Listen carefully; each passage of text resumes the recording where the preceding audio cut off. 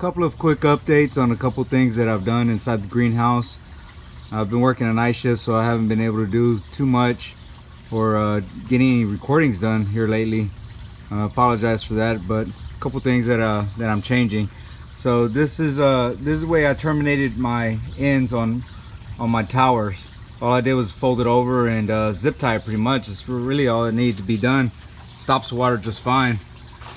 And as you can see, what it is, it's a 1/2 inch landscape tubing and a 1/4 inch pneumatic tubing coming out of there to provide the water to the plants. Just like this one right here. See that? So now the problem that I'm having, because this is an aquaponic system, the problem that I'm having is that, or the one that I was having, is that right here at the end, little pieces of junk, trash, poop, you know, whatnot, it gets stuck right here. So as it gets stuck, it just starts filling up, and then every so often I got to try to pull these I have to pull these hoses out in order to clear the line. And it's I've noticed that not everything comes out. Enough comes out just to get it working, but the other issue is that you have decaying matter inside that water line, and it's using up oxygen and other things from your water, and it's keeping nutrients from your plants. So what I did is that I put a 90 and I took it down to a valve. You see this? So yes, still need to fasten it down, but what this is going to do is going to give me the ability to clean the line out. See? Nothing but clean water coming out now. And also the other thing it'll do, because the water is going through the line, it's going to feed all the way down here. So the trash is going to end up going all the way down here also, because that's one thing I've noticed that it's been doing. All the trash and stuff, it's been building up over here in the back, and it'll get filled up until it gets to here, and it'll keep on going, but everything gets stuck in the back. Nothing stays over here, because as I've pulled out those previously, all the water comes out clear. And pretty much this is the only one that when I pull this one out, this is where all the trash starts coming out. So that's one fix that I've got. See, I go that one, and then I also did that one. The other ones, the water is going straight through, so it's not that big of a deal on those. Now another thing that I changed that I wasn't able to video before is the way I have this filter set up down here. So I've got everything going from my fish tank, and I've got it going down the SLO right there, and that's coming out from underneath here. It's going down that line, the middle of the this first filter.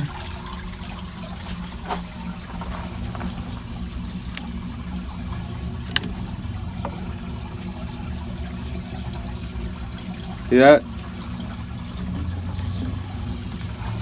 And then it comes out through here and then down into the next filter.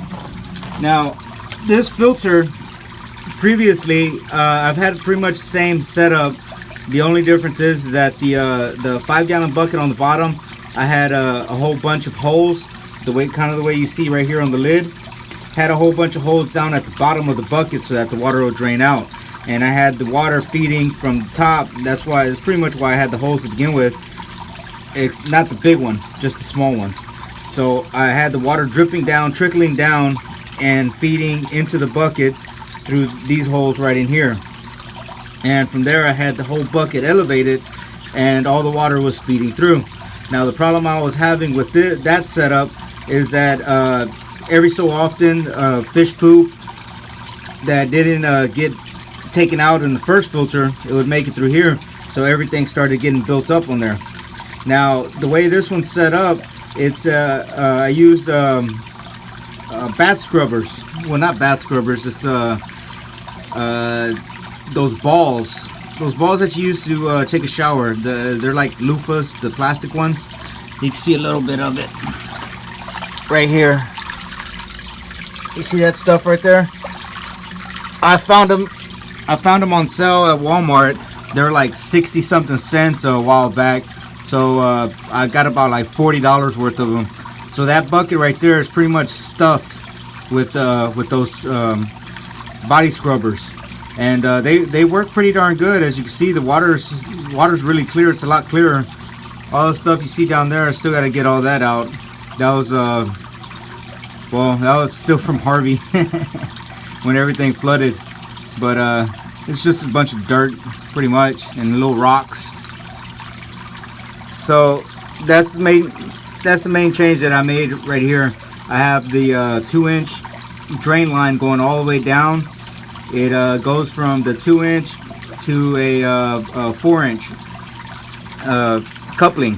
It's a 4 to 2-inch coupling, and you can get those at any hardware store. And the reason I did that was so that I cut little legs into the coupling, into the reducing coupling, so that I could put the pipe all the way down at the bottom. I want the water to go all the way down to the bottom and then have to flow up. So I didn't want any restriction on the water coming out, so that's why on the reducing coupling I cut little legs on it. And I'm sorry I'm not gonna be able to get a picture of that one. I don't feel like tearing this thing apart. If anybody wants more clarification, I will.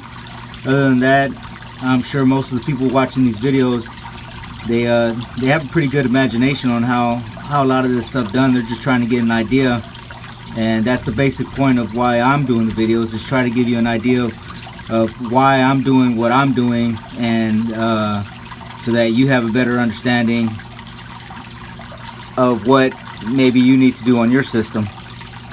So there it goes.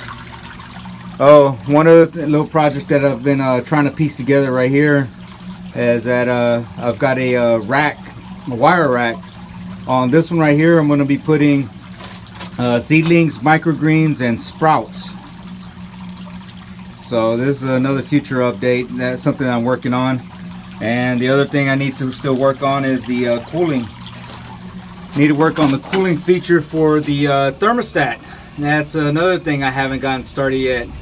On that one, I'm not quite sure how I want to do it, whether I want to go ahead and get another pump and have that one plugged into this sump tank down here to create a fountain to cool the water, or maybe I want to do a electronic 120 volt electronic valve that'll open and close. So I haven't decided yet.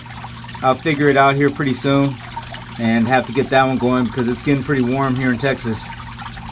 Alright, well, everybody have a good day. I'm gonna go back to bed so that I can wake up tonight and go to work. See ya.